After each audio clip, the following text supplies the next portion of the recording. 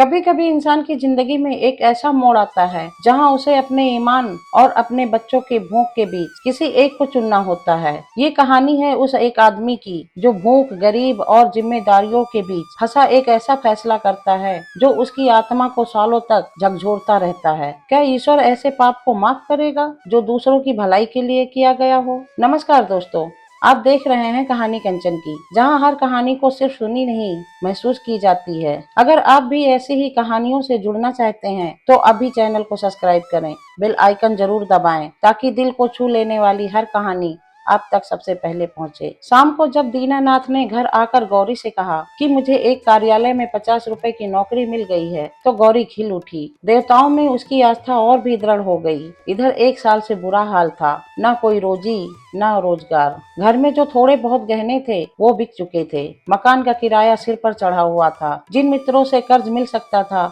सबसे ले चुके थे। साल भर का बच्चा दूध के लिए बिलख रहा था। एक वक्त का भोजन मिलता तो दूसरे जून की चिंता होती। तगाजों के मारे बेचारे दीनानाथ को अब घर से निकलना मुश्किल था। घर से निकला नहीं कि चारों ओर से चिथाड़ मच जाती। वाह बाबूजी वाह, 2 दिन का वादा करके ले गए और आज 2 महीने से सूरत नहीं दिखाई। भाई साहब, यह तो अच्छी बात नहीं। आपको अपनी जरूरत का ख्याल है मगर दूसरों की जरूरत का जरा भी ख्याल नहीं। इसी से कहा है, दुश्मन को चाहे कर्ज दे दो, दोस्त को कभी न दो। दीनानाथ को ये वाक्य तीरों से लगते थे और उसका जी चाहता था कि जीवन का अंत कर डाले, मगर बेजान स्त्री और अबोध बच्चे का मुंह देखकर कलेजा थाम के रह जाता। बारे आज भगवान ने उस पर दया की और संकट के दिन कट गए। गौरी ने प्रसन्न मुख होकर कहा, मैं कहती थी कि नहीं, ईश्वर सबकी सुध लेते हैं और कभी न कभी हमारी भी सुध लेंगे, मगर तुमको विश्वास ही न आया था। बोलो, अब तो ईश्वर की दयालुता के कायल हुए। दीनानाथ ने हठ धर्मी करते हुए कहा,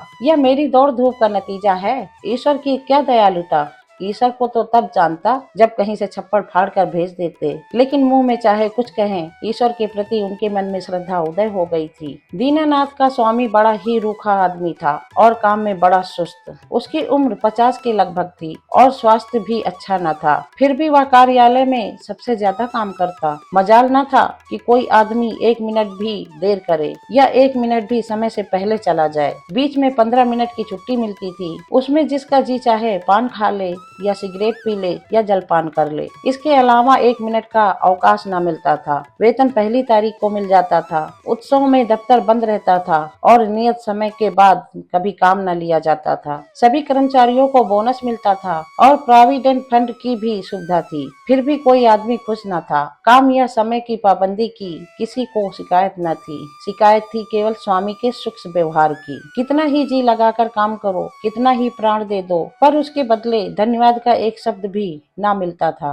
कर्मचारियों में और कोई संतुष्ट हो या न हो, दीनानाथ को स्वामी से कोई शिकायत न थी। वह घुड़कियां और फटकार पाकर भी शायद उतने ही परिश्रम से काम करता था। साल भर में उसने कर्ज चुका दिए और कुछ संचय भी कर लिया। वो उन लोगों में था जो थोड़े में भी संतुष्ट रह सकते थे। अगर नियमित रूप से मिलता जाए 1 रुपया भी किसी खास काम में खर्च करना पड़ता तो दंपत्ति में घंटों सलाह होती और बड़े झाव के बाद कहीं मंजूरी मिलती थी। बिल गौरी की तरफ से पेश होता तो दीनानाथ विरोध में खड़ा होता। दीनानाथ की तरफ से पेश होता तो गौरी उसकी कड़ी आलोचना करती। बिल को पास कर लेना प्रस्ताव की जोरदार वकालत पर मुनहसर था। सर्टिफाई करने वाली कोई तीसरी शक्ति वहां न थी और दीनानाथ अब पक्का आस्तिक हो गया था। ईश्वर की दया या न्याय में अब उसे कोई शंका न थी। नित संध्या होते और नियमित रूप से गीता का पाठ करता। एक दिन उसके एक नास्तिक मित्र ने जब ईश्वर की निंदा की तो उसने कहा, भाई, इसका तो आज तक निश्चित नहीं हो सका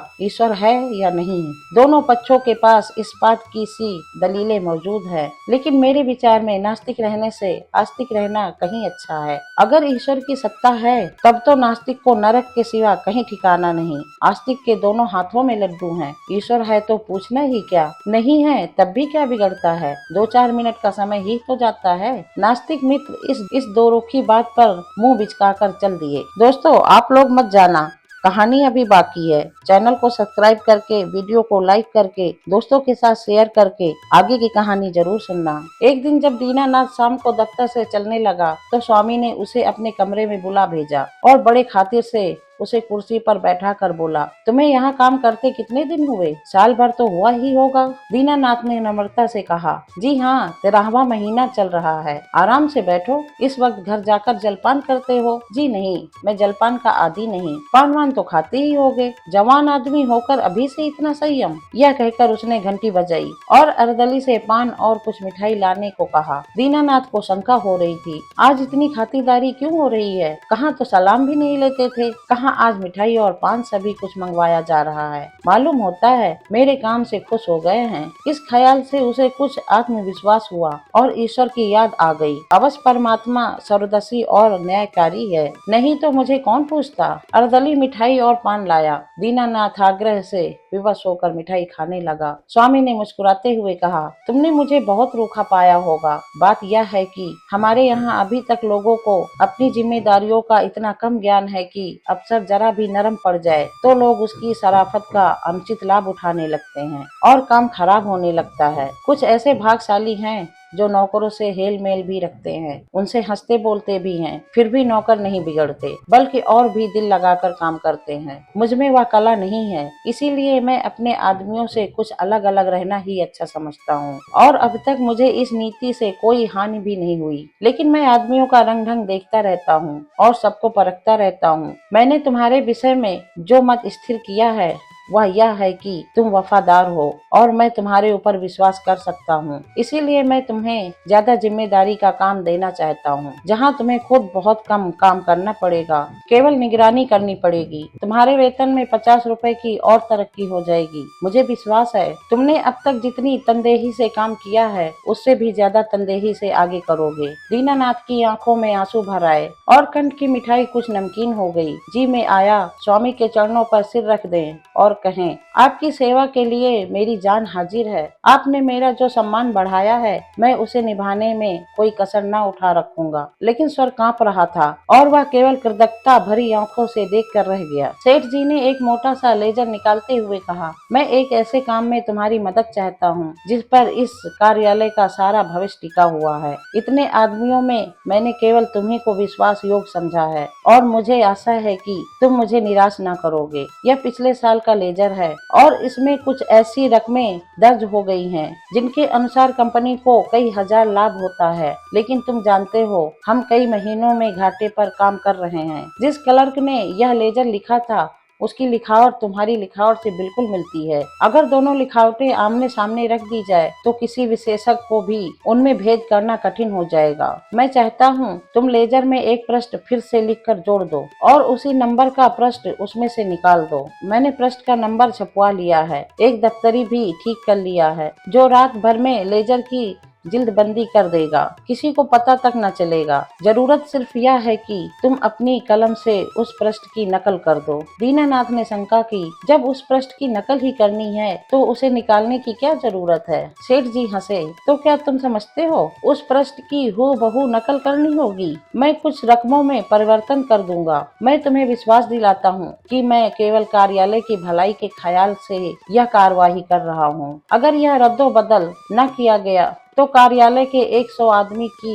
जीविका में बाधा पड़ जाएगी। इसमें कुछ सोच विचार करने की जरूरत नहीं है, केवल आधा घंटे का काम है। तुम बहुत तेज लिखते हो। कठिन समस्या थी, स्पष्ट था कि उसमें जाल बनाने को कहा जा रहा है। उसके पास इस रहस्य का पता लगाने का कोई साधन न था कि सेठ जी जो कुछ कह रहे हैं वह स्वार्थवश होकर यह कार्यालय की रक्षा के लिए, लेकिन किसी दशा में भी है यह जाल, घोर जाल। क्या वह अपनी आत्मा की हत्या करेगा? नहीं, किसी तरह नहीं। उसने डरते डरते कहा, मुझे आप क्षमा करें, मैं यह काम न कर सकूंगा। सेठ जी ने उसी अचलित मुस्कान के साथ पूछा, क्यों? इसीलिए कि यह सरासर जाल है। जाल किसे कहते हैं? किसी हिसाब में उलटफेर करना जाल है, लेकिन उस उलटफेर से 100 आदमी की जीविका बनी रहे तो इस दशा में भी वह जाल है। कंपनी की असली हालत कुछ और है, कागजी हालत कुछ और। अगर यह तब्दील न की गई तो तुरंत कई हजार रुपए नफे के देने पड़ जाएंगे और नतीजा यह होगा कि कंपनी का दिवाला हो जाएगा और सारे आदमी को घर बैठना पड़ेगा। मैं नहीं चाहता कि थोड़े से मालदार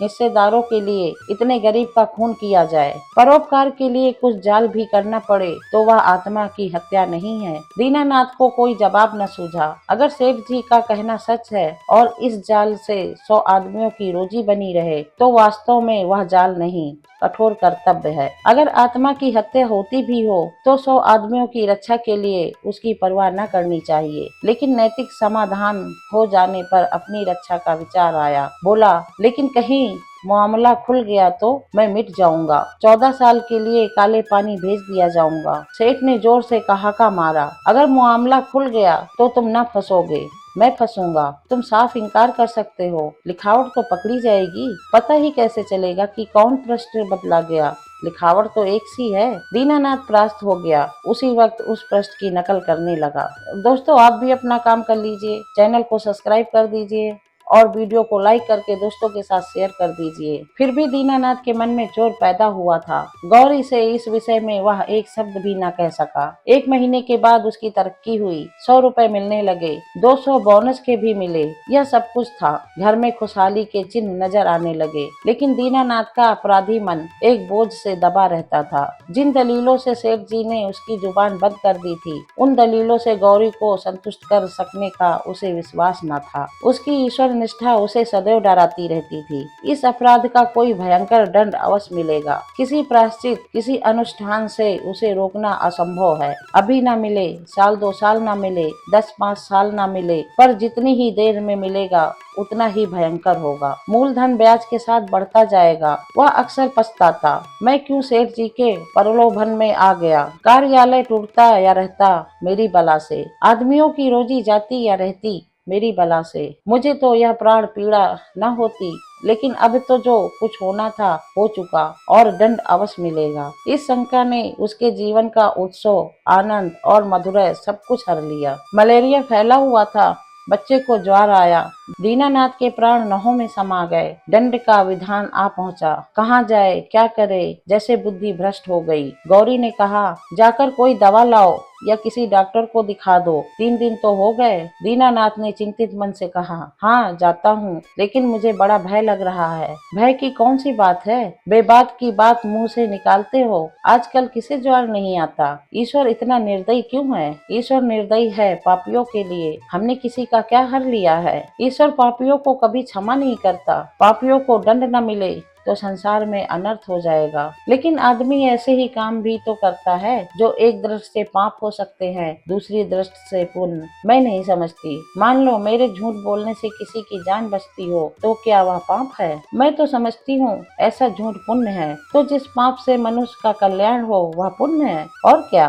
दीनानाथ की अमंगल शंका थोड़ी देर के लिए दूर हो गई। डॉक्टर को बुला लाया, इलाज शुरू किया। बालक 1 सप्ताह में चंगा हो गया, मगर थोड़े दिन बाद वह खुद बीमार पड़ा। वह अवश्य ही ईश्वरीय दंड है और वह बच नहीं सकता। साधारण मलेरिया ज्वर था, पर दीनानाथ की दंड कल्पना ने उसे शनिपात का रूप दे दिया। ज्वर में नशे की हालत की तरह यूं भी कल्पना शक्ति तीव्र हो जाती है। पहले केवल मनोगत शंका थी, कल्पना ने यमदूत रच डाले, उनके भाले और गदाएं रच डाली, नरक का अग्नि कुंड दहका दिया। डॉक्टर की एक घूंट दवाएं 1000 मन की गदा की आवाज और आग के उबलते हुए समुद्र के दाह पर क्या असर करती। दीनानाथ मिथ्यावादी न था। पुराणों की रहस्यमयी कल्पनाओं में उसे विश्वास न था। नहीं, वह बुद्धिवादी था, और ईश्वर में भी तभी उसे विश्वास आया जब उसकी तर्क बुद्धि कायल हो गई। लेकिन ईश्वर के साथ उसकी दया भी आई, उसका दंड भी आया। दया ने उसे रोजी दी,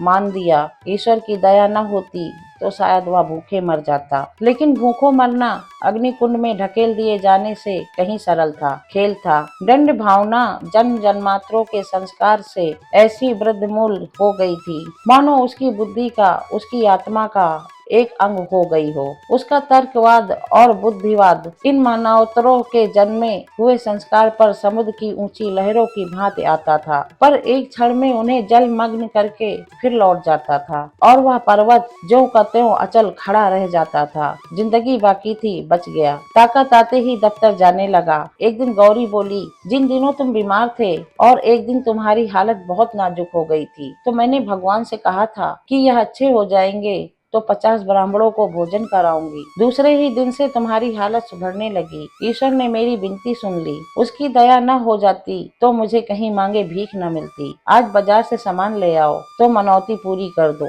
50 ब्राह्मण नौते जाएंगे तो 100 अवश्य आएंगे। 50 कंगले भी समझ लो और मित्रों में 20-25 निकल ही आएंगे। 200 आदमी का डॉल है। मैं सामग्रियों की सूची लिख देती हूँ। दीनानाथ ने माथा सिकोड़ कर कहा, तुम समझती हो मैं भगवान की दया से अच्छा हुआ? और कैसे अच्छा हुआ? अच्छा हुआ इसलिए कि जिंदगी बाकी थी। ऐसी बातें ना करो, मनौती पूरी करनी होगी। कभी नहीं, मैं भगवान को दयालु नहीं समझता। और क्या भगवान निर्दयी हैं? उससे बड़ा निर्दयी कोई संसार में ना होगा, जो अपने रचे हुए खिलौनों को उनकी भूलों और बेवकूफियों की सजा अग्नि कुंड में ढकेल कर दे। वह भगवान दयालु नहीं हो सकता। भगवान जितना दयालु है उससे असंख्य गुना निर्दयी है। और ऐसे भगवान की कल्पना से मुझे घृणा होती है। प्रेम सबसे बड़ी शक्ति कही गई है। विचार मानों ने प्रेम को ही जीवन और संस्कार की सबसे बड़ी विभूति मानी है। व्यवहार में ना सही, आदर्श में प्रेम ही हमारे जीवन का सत्य है। मगर तुम्हारा ईश्वर दंड भय से सृष्टि का संचाल करता है, फिर उसमें और मनुष्य में क्या फर्क हुआ? ऐसे ईश्वर की उपासना मैं नहीं करना चाहता,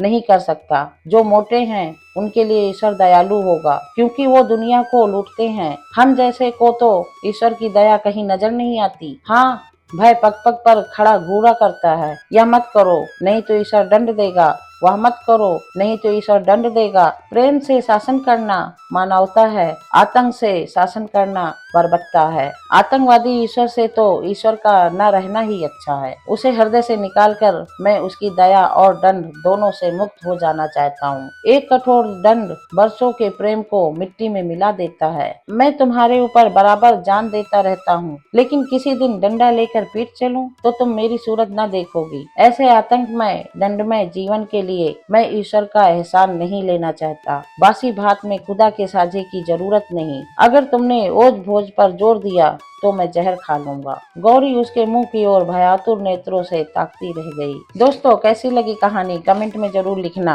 वीडियो को लाइक करके और अपने दोस्तों के साथ शेयर जरूर करना। चैनल को सब्सक्राइब करना मत भूलना। मैं कंचन अभी आपसे विदा लेती हूँ। फिर मिलूंगी एक नई दिल छू लेने वाली कहानी के साथ। धन्यवाद।